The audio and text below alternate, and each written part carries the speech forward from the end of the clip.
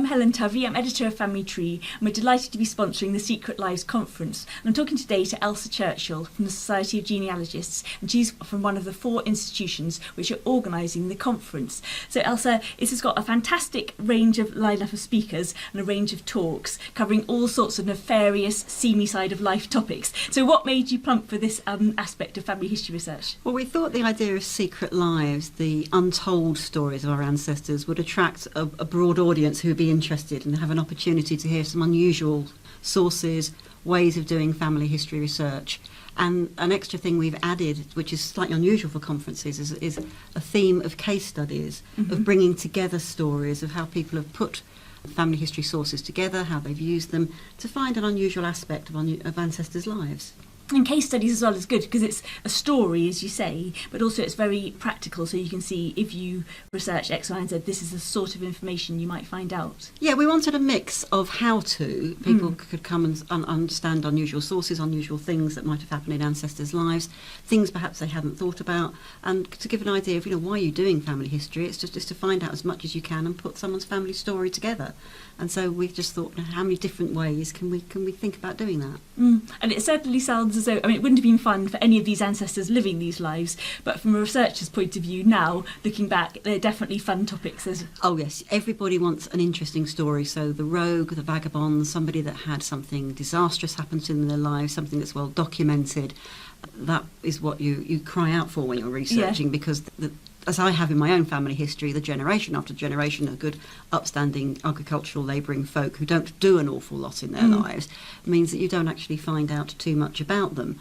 And so we also wanted to put focus on the things which were underrepresented, so women's stories particularly, and I don't want family histories that just have and 3 daughters. I want everybody to research their female ancestors. So we definitely had a theme of looking at women's lives, women's stories, women represented in genealogical records, and then the sort of the secret lives of things that may have happened to them because of their lives had gone wrong, or something disastrous happened to them, perhaps through ill health, or just things you don't expect to find. Just really. Life, isn't it? Absolutely. Just life makes its own plan for itself. Yeah. And we had such a range of submissions for the talks. I was very much in part of the group that were looking at all the submissions, and we were overwhelmed with topics. And so we managed to pick a good broad spectrum of we thought would be great talks for people to come and listen to. And I hope everyone comes away thinking, I'm spoilt for choice. There's too much to listen to there. That's amazing.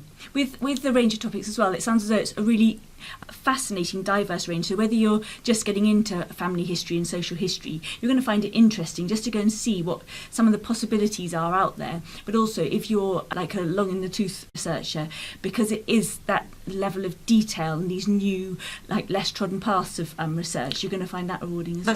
That's exactly right. I mean, we want people to go away thinking, oh, I can do that, or I'd never thought of that, or gosh, I am on the right direction, or some ideas thinking, well, actually, in having done all that research, this is how I can put it together to tell the story. So we wanted, a wide variety of things. It had to be interesting. That was going to be the first criteria for choice was that sounds interesting. That is something I'd like to listen to, and that's why I quite like being involved in programme secretaryship and putting programmes together, because I do get to hear the talks that I would like to hear and hear something different. And we always try and have a different voice, so you don't always hear the same people from talking all the time. And so we have got new speakers with a different point of view. We've got international speakers, academic speakers, experienced family historians, so that there's always be something there to pick up from.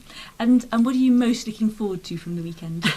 I think I'm looking forward to the end of the weekend, to be perfectly honest, where I hope that there'll be a large number of people going back on a bit of a high, thinking, God, that was a really good weekend. I had a chance to meet up with like-minded family historians where we can talk about the subject, we can enthuse about the subject, we can find how friendly they are, and I've learnt a lot, and I found that really interesting and something to follow up as well. That's what I hope people get out from the conference. Yeah, sounds excellent. I'm sure that'll happen. Thank you.